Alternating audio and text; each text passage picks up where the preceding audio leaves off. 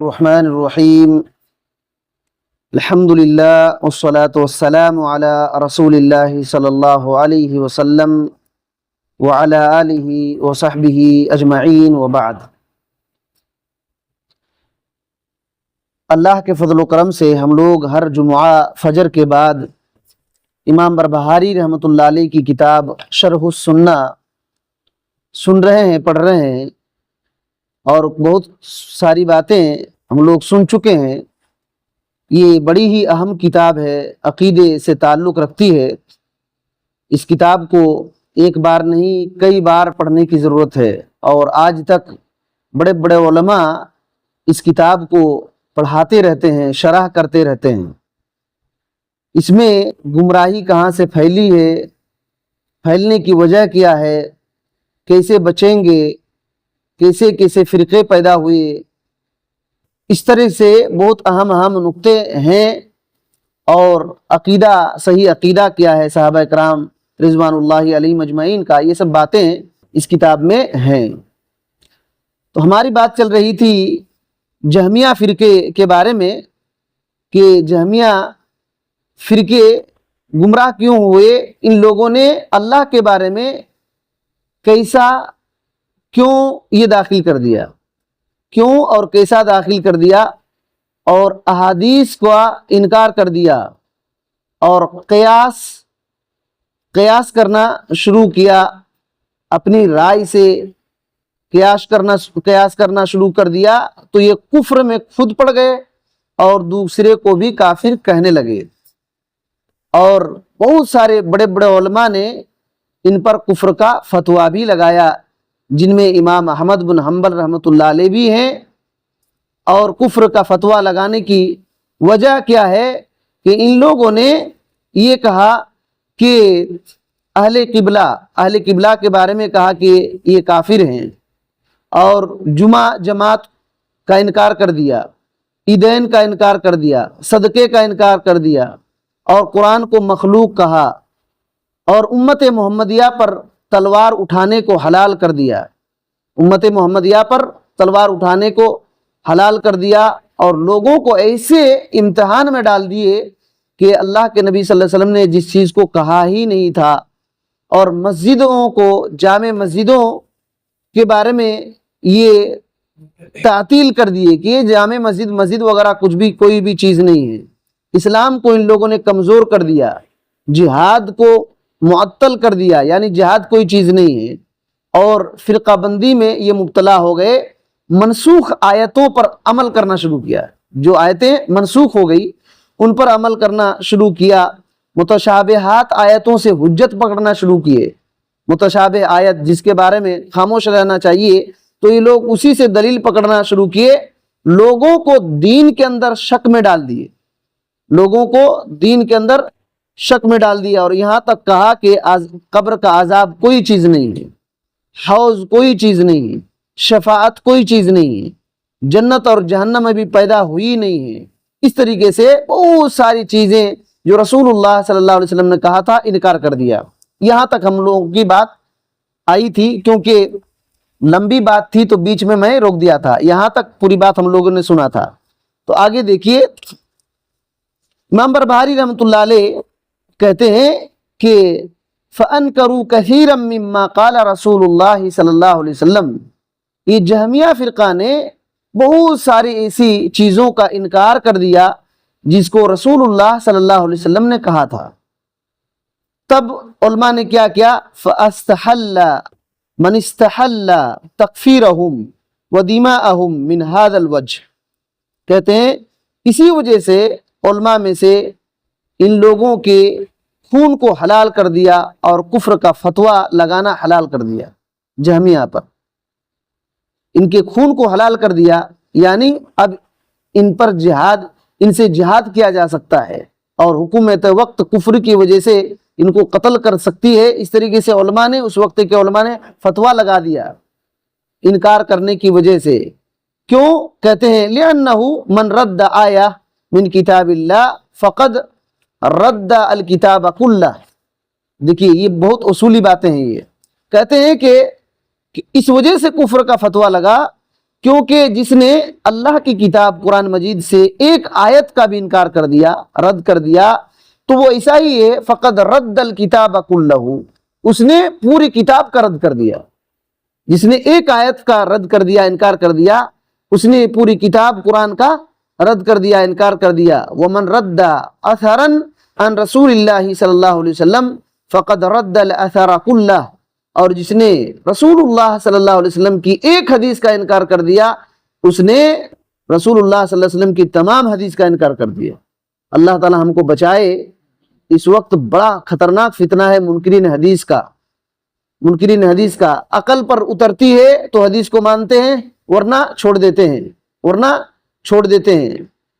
تو یہ سب یہ جو ٹی ایم سی فی ایم سی جو ابھی نیا نیا پیدا ہوا ہے، اور جماعت اسلامی، اور اسی طریقے سے سر سید احمد خان سے شروع ہوا ہندوستان میں، سر سید احمد خان نے شروع کیا، اور عبداللہ چکڑالوی، چراغ علی خان، یہ لوگ پیدا ہوئے، تو یہ لوگ فتنہ انکار حدیث دنیا میں پیدا کیے، یہاں ہندوستان ہے، بر صغیر کے اندر، بر صغیر کے اندر۔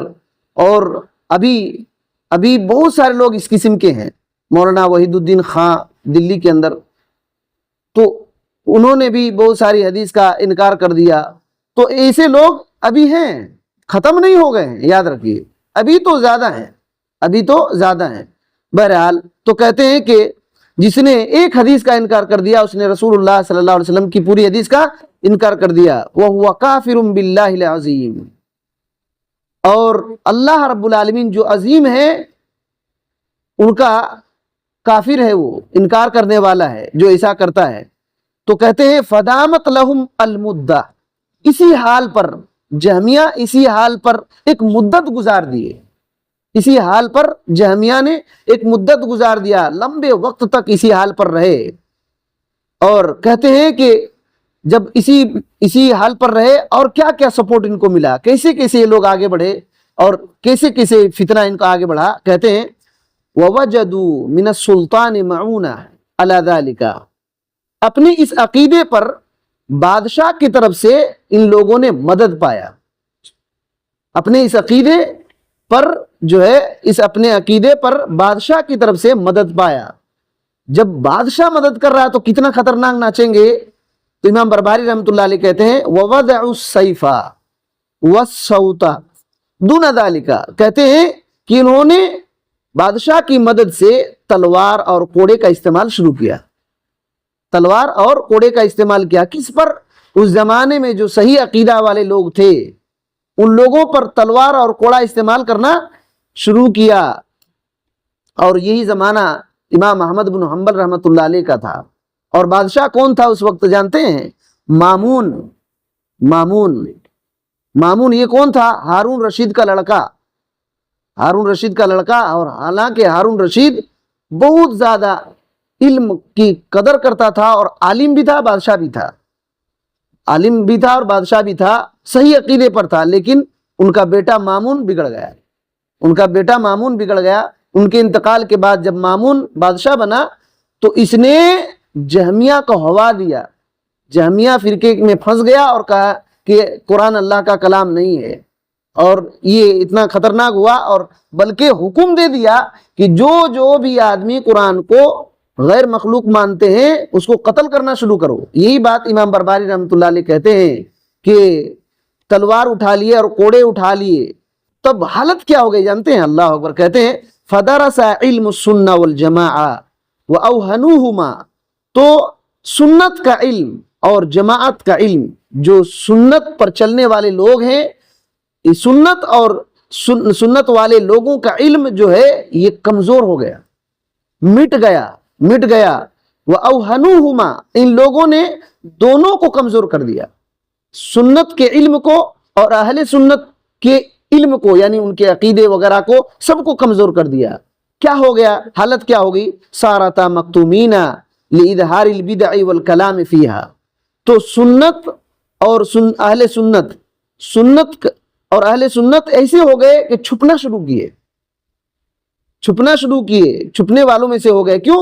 لِإِظْهَارِ الْبِدْعِ وَالْكَلَامِ فِيهَا، اتنا زیادہ بدعتوں کا غلبہ ہو گیا اور اس کے بارے میں اتنا زیادہ کلام ہونے لگا کہ سنت چھپا دیا، سنت چھپ گیا۔ وَلِكَثْرَتِهِمْ، اور یہ اہل بدعت کی زیادہ تعداد آنے کی وجہ سے سنت چھپ کر رہ گیا، اہل سنت بھی چھپ کر رہ گئے۔ اور کیا ہوا، اہل بدعت کیسے کیسے پھیلے، جہمیہ کا عقیدہ کیسے کیسے دنیا میں پھیلا، کہتے ہیں وَاتَّخَذُوا الْمَجَالِسَ وَاظْهَرُوا رَأْيَهُمْ وَوَضَعُوا فِيهِ الْكُتُبَ وَأَطْمَعُوا النَّاسَ وَطَلَبُوا لَهُمْ الرِّئَاسَةَ، کہتے ہیں کہ ان لوگوں نے مجلس لگانا شروع کیا، اہل بدعت مجلس جیسے جلسے جلوس ہوتے ہیں نا، تو یہ مجلسیں قائم کرنا شروع کیے اور اپنی رائے کو ظاہر کرنے لگے، کھلے عام رائے کو ظاہر کرنے لگے کہ ہمارا یہ عقیدہ ہے کہ جنت ابھی بنی نہیں ہے، حوض کچھ بھی نہیں ہے، یہ سب جو ابھی عقیدہ ہم لوگوں نے پڑھا، یہ سب کو کھلے عام بولنا شروع کیے۔ اور کیا کیے، صرف بولے نہیں، وَوَضَعُوا فِيهِ الْكُتُبَ، اور اس کے بارے میں کتابیں لکھنا شروع کیے، کتابیں لکھنا شروع کیے۔ اور کیا ہوا، لوگوں کو لالچ دینا شروع کیے، لوگوں کو لالچ دینا شروع کیے، کس چیز کا، طلبوا لہم الریاسہ، لوگوں کو اقتدار اور حکومت کی طرف لالچ دیے، رغبت دلائے کہ تم کو حکومت دے دیں گے، اس علاقے کا امیر بنا دیں گے، اس علاقے کا گورنر بنا دیں گے، اس طریقے سے بہت سارے لالچ دیے گئے۔ فکانت فتنۃ عظیمہ، تو فتنہ بہت بڑا ہو گیا، فتنہ بہت بڑا ہو گیا۔ کون بچا اس سے، کہتے ہیں لم ینج منہا الا من عصم اللہ، اس فتنے سے صرف وہی بچا جس کو اللہ نے بچایا، جس کو اللہ نے بچایا۔ فادنا ما کان یصیب الرجل من مجالستہم، اس زمانے میں حالت کیا ہو گئی لوگوں کی، کہتے ہیں کہ کم سے کم نقصان یہ تھا کہ ما کان یصیب الرجل من مجالستہم، جو بھی ان کی مجلسوں میں جاتا تو کیا ہوتا، کم نقصان یہ ہوتا، ان یشک فی دینہ، جا کر کے جیسے ان کی مجلسوں میں جاتا، آنے کے بعد اپنے دین میں شک کرنا شروع کرتا، اپنے دین میں جو اپنا صحیح عقیدہ ہے صحابہ کرام سے آیا ہوا، تابعین سے آیا ہوا، اس دین میں شک شروع ہو جاتا، اس دین میں شک شروع ہو جاتا۔ او یتابعہم، اور ان کی متابعت کرنا شروع کرتا، ان کے پیچھے پیچھے چلنا شروع کرتا، پہلے شک اس کے بعد ان کے پیچھے چلنا شروع کرتا۔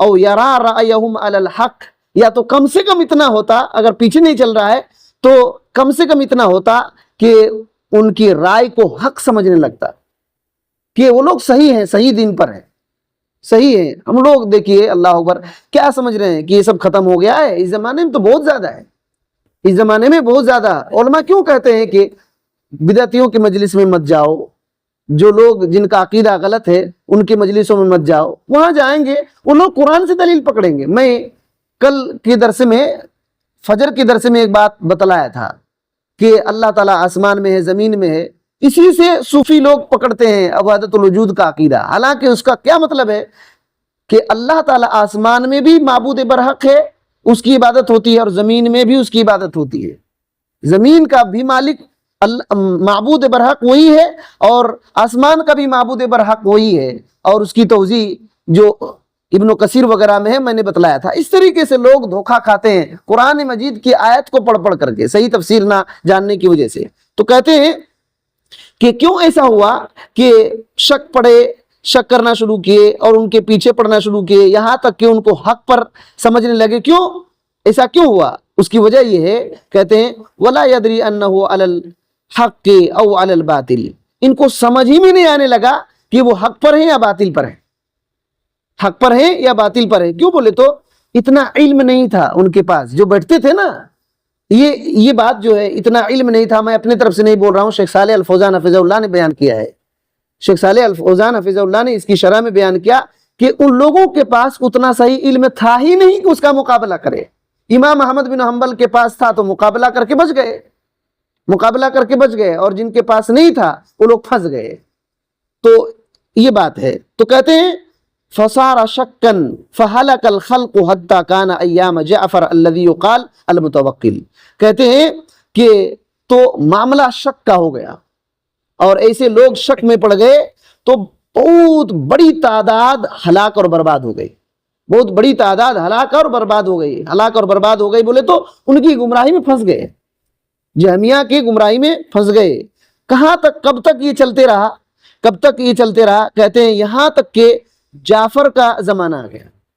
جعفر کا زمانہ آ گیا, جس کو متوکل بھی کہتے ہیں, متوکل بھی کہتے ہیں. یہ عباسی خلیفہ ہیں, یہ عباسی خلیفہ ہیں, متوکل علی اللہ. ان کا جعفر بن معتصم نام ہے, جعفر بن معتصم کا معتصم ان کا نام ہے. یہ خلیفہ ہوئے تو انہوں نے کیا کیا؟ فَأَطْفَأَ اللَّهُ بِهِ الْبِدَعَ, اللہ تعالیٰ نے ان کے ذریعے سے بدعت کو مٹا دیا. اللہ تعالیٰ نے ان کے ذریعے سے بدعت کو مٹا دیا. وَأَظْهَرَ بِهِ الْحَقَّ, اور ان کے ذریعے سے اللہ تعالیٰ نے حق کو غلبہ دیا, ظاہر کیا. وَأَظْهَرَ بِهِ أَهْلَ السُّنَّةِ, اور ان کے ذریعے سے اہل سنہ جو سنت کے طریقے پر تھے ان کو اللہ تعالیٰ نے غلبہ دیا. وَطَالَتْ أَلْسِنَتُهُمْ, اہل سنت بھی بولنا شروع کیے. اس وقت تک چھپے چھپے پھرتے تھے, لیکن دیکھیے جب خلیفہ صحیح آدمی ہو گئے نا اور ان کو سپورٹ کرنے لگے تو پھر اہل سنہ والجماعہ بولنا شروع کیے. اہل سنہ والجماعہ بولنا شروع کیے. کیسے حالت ان کی اب تک کیا تھی؟ مَعَ قِلَّتِهِمْ وَقَثْرَةِ أَهْلِ الْبِدْعِ إِلَى يَوْمِنَا هَذَا, کہتے ہیں ان کی تعداد بہت کم تھی. کن کی؟ اہل سنہ والجماعہ کی تعداد بہت کم تھی اور اہل بدعت کی تعداد بہت زیادہ تھی. پھر بھی اہل سنت بولنا شروع کیے اور کہتے ہیں یہی حالت ہمارے آج تک زمانے کا ہے. امام بربہاری رحمۃ اللہ علیہ کہتے ہیں آج تک کی یہ حالت ہے کہ اہل سنہ والجماعہ صحیح عقیدے والے لوگ کم رہیں گے, بدعتی لوگ زیادہ رہیں گے, لیکن اہل سنہ والجماعہ خاموش نہیں رہیں گے, بولتے رہیں گے, ان کے عقیدے کا رد کرتے رہیں گے. اور آج تک جہمیہ کا بھی اثر اور نشانی آج تک باقی ہے, آج تک باقی ہے. کہتے ہیں الرسم وعلام الضلالۃ قد بقی منہم, کہتے ہیں کہ رسم اور گمراہی کے نشان ابھی بھی باقی ہیں. ان کے جہمیہ فرقے کے نشان ابھی بھی باقی ہیں, ان کے عقیدے باقی ہیں. قوم یعملون بہا, ایسی قوم جو ان پر ابھی بھی عمل کرتی ہے. ویدعون الیہا, اور آج تک ان کی طرف بلاتی ہے. ابھی بھی ایسے لوگ ہیں جو اسی عقیدے پر ہیں, اس پر عمل کر رہے ہیں, اس کی طرف دعوت بھی دے رہے ہیں. لا مانع یمنعہم, ان کو کوئی روکنے والا روکتا نہیں ہے. ولا احد یحجزہم, کوئی ان کو رکاوٹ نہیں بنتا, عاجز نہیں کرتا ہے. اما یقولون یعملون, جو وہ چاہتے ہیں وہ کہتے ہیں اور کرتے ہیں.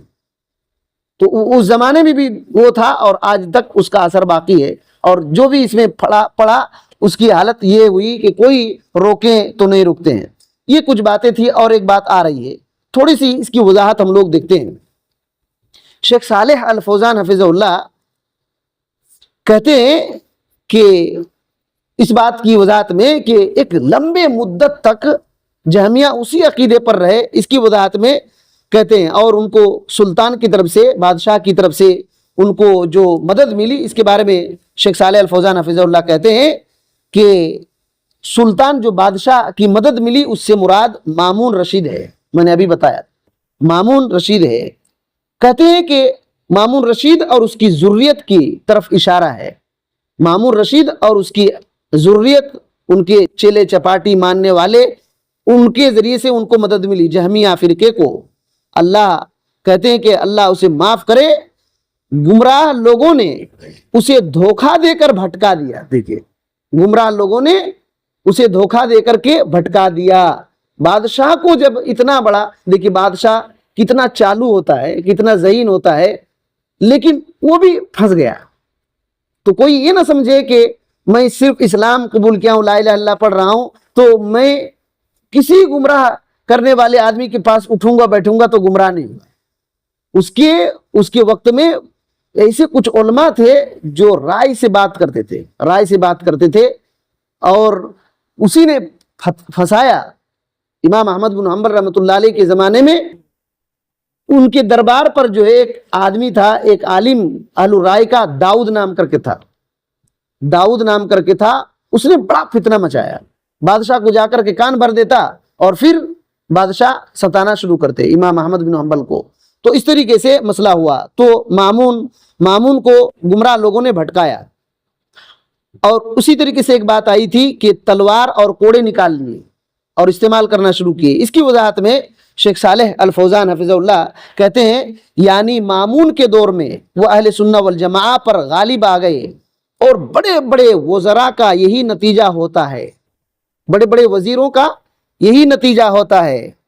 کہتے ہیں مشورہ دے رہے ہیں، کہتے ہیں کہ اس لیے مسلمانوں کو چاہیے خواہ وہ حکام ہو یا محکوم، حاکم ہو یا عام آدمی ہو، ان کو چاہیے کہ اپنا وزیر اور مشیر یعنی مشورہ لینے والا، جس کو مشورہ لیتے ہیں، بادشاہ کا وزیر رہتا ہے اور عام آدمی کا مشورہ لینے والے، تو کہتے ہیں اپنا وزیر اور مشیر نیک اور صالح رکھیں، اپنے وزیر نیک اور صالح رکھیں.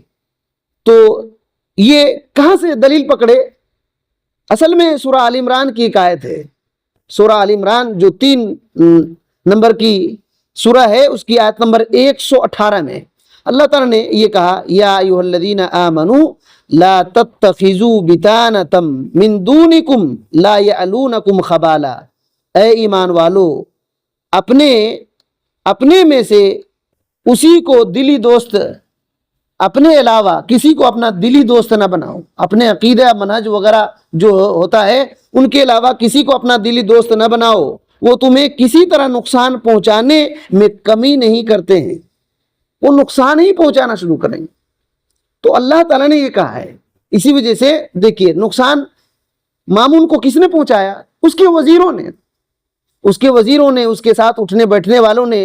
وہ اس دربار میں جو عالم آتا تھا وہ اس غلط عقیدہ والوں نے نقصان پہنچا دیا، اتنا خطرناک نقصان پہنچایا کہ آدمی غلط عقیدے کا حامل ہو گیا، حالانکہ ان کے والد اچھے تھے. تو کہتے ہیں کہ اس لیے برے وزراء سے بچنا چاہیے. کہتے ہیں دیکھیں مامون کو جو بنی ہاشم سے تھا، دیکھیں مامون کون تھا؟ بنی ہاشم سے تھا، اور ہاشم نبی کریم صلی اللہ علیہ وسلم اسی خاندان سے تھے. تو خاندان اور ان کے باپ عالم رہنے سے، بادشاہ رہنے سے کوئی نہیں بچا سکتا ہے، گمراہی کہاں سے پھیلتی نہیں. کہتے ہیں شیخ صالح الفوزان حفظ اللہ کہ مامون جو ہے یہ بنو ہاشم سے تھا، مگر برے وزراء اور مشیروں نے اسے بھٹکا دیا. اسی طرح کہتے ہیں عباسی دور کے آخر میں نظر دوڑائیں ابن القمی اور توسی جیسے خائنوں نے تاتاریوں کے ساتھ مل کر کے پوری سلطنت کو ختم کروا دیا. اس وقت جو عباسی دور میں خلافت عباسیہ میں تاتاریوں کا جو بڑا حملہ ہوا، تاتاریوں کا جو اتنا بڑا حملہ ہوا کہ جانتے ہیں اسلامی سلطنت تحت سناس ہو گئی. ایک لمبی تاریخ ہے، اور مسلمانوں کے خزانے جو کتابیں، بڑی بڑی کتابیں تھے، اس کو دجلہ سمندر میں ڈال دیا گیا. یہ بات آپ لوگوں کو تاریخ یاد ہے کہ نہیں، معلوم ہے کہ نہیں؟ اس زمانے میں مسلمانوں کی جو بڑی بڑی کتابیں تھیں، لائبریریاں سب کو دجلہ سمندر میں ڈال دیا گیا. یہاں تک کہ دجلہ سمندر کا جو کلر ہے وہ سیاہی پڑ گیا، اور اتنا خون بہا کہ تاریخ نگاروں نے لکھا ہے کہ ٹخنے خون سے ڈوب گئے تھے. اتنا خطرناک ہوا تھا تاتاریوں کا حملہ. آپ اس کی تاریخ پڑھیے تو پتہ چلے گا. یہ کیسے ہوا؟ بادشاہ کے غلط وزیروں کی وجہ سے، ابن القمی اور توسی کی وجہ سے. اور بغداد برباد ہو کر کے اسی زمانے سے آج تک یہ حالت ہو گئی ہے. دیکھیے، بلکہ اللہ اکبر، معتصم کے زمانے میں جب یہاں معتصم کے ذریعے سے اللہ تعالیٰ نے غلبہ دیا نا، معتصم نے جو کام کیا ہے آپ تعجب کریں گے. اپنی بہت بڑی لائبریری اور لاکھوں کتابیں اس نے یہ کیا، اور بڑے بڑے علماء کو کہا کہ کتابیں لکھنا شروع کرو اور جمع کرنا شروع کرو. تو ان کی خدمات ہے. بہرحال تو کہتے ہیں کہ، اور ایک بات کہتے ہیں، اس میں ایک بات آئی تھی کہ سنت اور جماعت مٹ گیا. اس کے بارے میں شیخ صالح الفوزان حفظ اللہ کہتے ہیں یعنی کتاب اور سنت کے علم کو کمزور کر دیا گیا، اور ان کے یہاں کیا آ گیا؟ علم جدل، علم کلام، علم منطق. علم جدل بولے تو مناظرہ، مباحثہ، ڈیبیٹ. یہ ابھی ہوتا ہے نا، کچھ بھی قرآن دیکھ کے نہیں پڑھ نہیں سکتا ہے، لیکن وہ ڈیبیٹ کرتا ہے. قرآن دیکھ کر کے ایک لائن نہیں پڑھ سکے گا، لیکن ڈیبیٹ کرے گا. اس کو کیا کرے گا؟ شک شبہ میں ڈال دے گا لوگ. کیسے؟ میں ایک مثال بار بار بتاتا ہوں. ایسے لوگ کیسے پھنستے ہیں جانتے ہیں؟ شک شبہات میں کیسے جاتے ہیں؟ قرآن مجید میں کیا ہے؟ قل هو اللہ احد، اللہ تعالیٰ کہتا ہے کہو اللہ ایک ہے، تو سامنے والا کیا جواب دیتے ہیں؟ یہ کس نے کہا قل هو اللہ احد؟ تو سامنے والا کہتا ہے اللہ نے کہا ہے، تو کہتا اللہ کہتا ہے قل هو اللہ احد، کہو اللہ ایک ہے، تو اللہ کس اللہ کے بارے میں کہہ رہا ہے؟ ہم اسی اللہ کو ماننے والے ہیں، تم بھی اسی اللہ کو مان لو۔ تو آدمی کچھ جواب نہیں کہتا، ادھر ادھر کرنا شروع کرتا ہے، کیونکہ یہ جانتا ہی نہیں ہے کہ مسئلہ کیا ہے۔ اور ایسے ایسے لوگ، بہت سارے لوگ پھنس چکے ہیں۔ تو اس کی جگہ پر، کتاب اور سنت کی جگہ پر کیا آیا؟ جدل اور کلام۔ علم کلام بولے تو لاجک، علم کلام بولے تو لاجک، اور علم منطق جس کو آج کل فلسفہ کہتے ہیں، یہ سب آ گیا کتاب اور سنت کی جگہ پر۔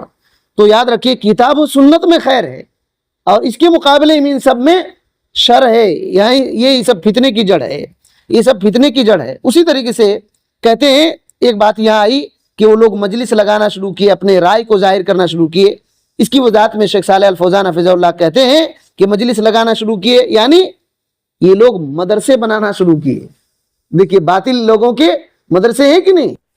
کہتے ہیں یعنی مدارس و مجالس، یہ مدرسے قائم کیے، اہل الرائے کے مدرسے قائم ہوئے اور مجلسیں لگنے لگی۔ یاد رکھیے اہل حق کی مجلسیں چھوٹی چھوٹی ہوتی ہے، آپ کو دوسرے لوگ یہ لوگ چار مکھی ہیں، اس طرح کہتے ہیں نا، چار مکھی ہیں، ایسے ہی ہے اس زمانے میں بھی بڑی بڑی ان کی مجلسیں۔ اور آج بھی دیکھیے مصر کے اندر اشاعرہ ماتریدیہ کے جب ان کی تعداد دیکھیں گے سر ٹھونک لیں گے، اور ان کی بڑی بڑی مجلسیں اور چمک دھمک دیکھ کر کے آپ پریشان ہو جائیں گے۔ تو اس طریقے سے ہوتا ہے۔ تو مدارس اور مجالس ہر جگہ اسی میں مشغول تھے، اپنے فکر کو پھیلانے میں ہر جگہ مشغول تھے، اپنی رائے کا اظہار کرتے تھے، اپنے عقیدے کو عام کرتے تھے۔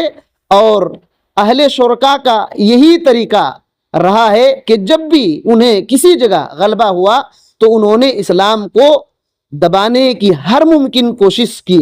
اہل شرکا یہ ہمیشہ کوشش رہی ہے۔ ایک مثال دیکھیے ابھی پرزنٹ میں افغانستان میں کیا ہوا، جیسے غلبہ آیا نا، سب سے پہلے کیا کیے، کئی مسجدوں کو تالا لگا دیے جو اہل الحدیث سلفی عقیدے کے، بلکہ مدینہ یونیورسٹی سے فارغ ہو کر کے کئی علماء ایسے تھے جو کام کر رہے تھے، ان کو قتل کر دیا گیا۔ ابھی موجودہ رپورٹ میں تقریباً 80 علماء سے زیادہ کو قتل کیا گیا ہے، 80 سے زیادہ علماء کو قتل کیا گیا ہے۔ بلکہ اس رمضان میں حکومت کی طرف سے یہ اعلان ہوا کہ جو آدمی 8 رکعت تراویح پڑھیں گے ان کو پکڑ کے جیل میں ڈالو۔ یہ اس رمضان کی بات میں کر رہا ہوں، یہ جو گزرا ہوا۔ تو اسے جب بھی ان کا غلبہ آتا ہے تو بڑا خطرناک یہ کرتے ہیں۔ بہرحال ایک حکومت ہے، اس کے بارے میں ہم زیادہ ہی نہیں کر رہے ہیں، لیکن اس طریقے سے مسئلہ ہوتا ہے کہ جب کوئی اہل شر غالب ہوتے ہیں تو کتنا بڑا مسئلہ کر دیتے ہیں، کتنا بڑا مسئلہ کرتے ہیں۔ تو یہ بات ہے۔ تو کہتے ہیں، اور کہتے ہیں کہ ان لوگوں نے کتاب لکھنا شروع کیا۔ کون؟ جہمیہ اور معتزلہ کے عقیدے پر کتابیں لکھنے شروع ہوئی، اور آج تک بہت کتابیں ہیں، اور دوسرے لوگ ان کتابوں سے تھوڑا تھوڑا لے کر کے بھی اپنا عقیدہ یہ کیے، پھیلانا شروع کیے، اور آج یہ کتابیں بہت مشہور ہوتی ہیں۔ مثال کے طور پر ابھی ایک بیٹھا ہوا ہے جاوید احمد غامدی، ایک کتاب لکھا میزان۔ اسی طریقے سے مودودی نے خلافت و ملوکیت میں حضرت عثمان رضی اللہ تعالیٰ عنہ کو برا بھلا کہا۔ اسی طریقے سے انہوں نے سر سید احمد خان نے تفسیر لکھ کر کے پورا گڑبڑ کر دیے۔ کیا کیے؟ تمام نبیوں کے معجزات کا انکار کر دیے۔ آپ لوگوں کو معلوم ہے کہ نہیں؟ یہ سر سید احمد خان نے ایک تفسیر لکھ کر کے تمام معجزات جو پیغمبروں کو ملا تھا، تمام معجزات کا انکار کر دیے۔ ایسے حالت ہے۔ اور ایک زمانے تک یہ صحیح عقیدے پر تھے، تعجب کریں گے، ایک زمانے تک صحیح عقیدے پر تھے، اور پھر بعد میں اتنا گڑبڑ ہوئے کہ منکرین حدیث کی طرف ان کے فکر کو لے کر کے چلنے والے اسلم جیراج پوری یہ بھی گمراہ میں چلے گئے، اور تاریخ امت کتاب لکھے، اور بہت سارے صحابہ کرام کو تان تشنیع کرنا شروع کیا۔ تو اس طریقے سے مسئلے ہوتے ہیں۔ اور عبداللہ چکڑالوی اسی کی فکر میں پلنے والے، اور علماء نے اس پر کتابیں रद्द भी किया फितना इनकार हदीस पर। जैसे हिंदुस्तान में सफ़ीर रहमान मुबारक पुरी रहमतुल्लाह अलैह ने लिखा किताब, और उसी तरीके से जामिया सलफिया बनारस से फितना इनकार हदीस पर 3 जिल्दों में किताब निकली। इन्हीं फिक्र को ये कर दिया गया, रद्द किया गया। इससे पहले भी हुए हैं ये बर्रे सगीर के बहुत बड़े बड़े फितने जो वहीं से आए हुए हैं। वही फिक्र है, वही फिक्र। वो उनकी किताबें पढ़ेंगे और इनकी किताब पढ़ेंगे तो पूरे लॉजिक मिलेंगे। और उसी तरीके से मौलाना वहीदुद्दीन खां भी गुमराह हो गए ये सब चक्कर में। बहरहाल कहते हैं कि, और एक दो बातें रह गई हैं, कहते हैं कि लोगों को क्या किए, लालच देना शुरू किए और रियासत हुकूमत का लालच दिए। शेख सालेह अल फौजान हफिज़हुल्लाह कहते हैं लोगों को लालच दिया, हुकूमत और इक़्तिदार की रग़बत दिलाई। यानी जिनके पास इल्म कम था, देखिए जिनके पास इल्म कम था उन्हें मुख्तलिफ तरीकों से रागिब किए, दिलचस्पी दिलाए मुख्तलिफ तरीकों से। तो इसलिए जब फितने आते हैं तो बहुत कम लोग बच पाते हैं, बहुत कम लोग बच पाते हैं, अक्सर मुतासिर ही हो जाते हैं। कुछ कम, बहुत कम ही लोग बच पाते हैं। तो कहते हैं महफूज बहुत कम होते हैं, मगर उस फितने में तो उन्होंने कत्ल, उन लोगों ने उस फितने को कैसे फैलाया, कत्ल तक पहुंचे और कैदी बनाए। और यहाँ ये तो सज़ा का मामला था, और लालच का मामला ये हुआ कि माल ओहदे का लालच भी दिए, सख्ती किए तो कत्ल तक पहुंच गए और जेल में भी डाले। और लालच कहाँ तक पहुंच जाए, तुमको हाकिम ही बना देंगे। सोचिए, लालच का भी इंतहा और दबाव का भी इंतहा। तो इस तरीके से ये फिरका फैला। तो कहते हैं बहुत से नादान लोगों ने दुनिया की खातिर अपने दीन को बेच दिए। लालच जब दिए तो बहुत सारे नादान लोगों ने दुनिया की खातिर दीन को बेच दिए। सिर्फ वही बचा जो अल्लाह ने बचाया। तो कहते हैं उस वक्त वही महफूज रहा जो किताब और सुन्नत का इल्म रखता था और उसको पकड़े रखता था, परेशानियों पर सब्र किया था। जैसे इमाम अहमद बिन हम्बल रहमतुल्लाह अलैह थे, उन्होंने किताब और सुन्नत को पकड़ कर रखा। और कहते हैं बाज को कत्ल कर दिया गया, मगर जिसने उनकी बात मान ली, फिरका की बात, जहमिया फिरका की बात मान ली और उसी के तरीके को इख्तियार कर लिया, उनके साथ साथ ये लोग भी हलाक हो गए, अकीदे में हलाक और बर्बाद हो गए। इस तरीके से बात हुई। तो कहते हैं कि मजलिस में, उनके मजलिसों में चले जाते थे तो कम से कम नुकसान क्या होता था, कहते हैं कि उनके मजलिसों में बैठने के बाद कम से कम ये नुकसान होता था, शक शुबहात में अपने दीन पर शक करने लगते थे और उसी तरीके से उनके पीछे चढ़ जाते थे, या तो उनको हक समझने लगते थे, उन्हीं को हक समझने लगते थे। ये सब मामला हुआ। कहते हैं कि ये सब दौर चलते रहा था। किन किन के दौर में, मामून के दौर में भी यही हुआ और मुअतसिम और वासिक के दौर में भी यही हुआ, मुअतसिम और वासिक के दौर में भी यही हुआ, यहाँ तक कि मुतवक्किल का दौर आया। मुतवक्किल के दौर में सुन्नत और अहले सुन्नत की आजमाइश को उन्होंने ख़त्म किया और गलबा किया। और बड़ी इमाम अहमद बिन हम्बल रहमतुल्लाह अलैह की बड़ी इज्जत इन्होंने की और अहले सुन्ना वल जमा की बहुत इज्जत की, हक को जाहिर किया। कहते हैं अल्लाह ताला इनको बेहतरीन बदला दे, अल्लाह ताला इनको बेहतरीन बदला दे। तो ये बात है। और कहते हैं कि अहले सुन्नत ने इनके ज़माने में थोड़ी तादाद में कम थे, लेकिन बोलना शुरू किया।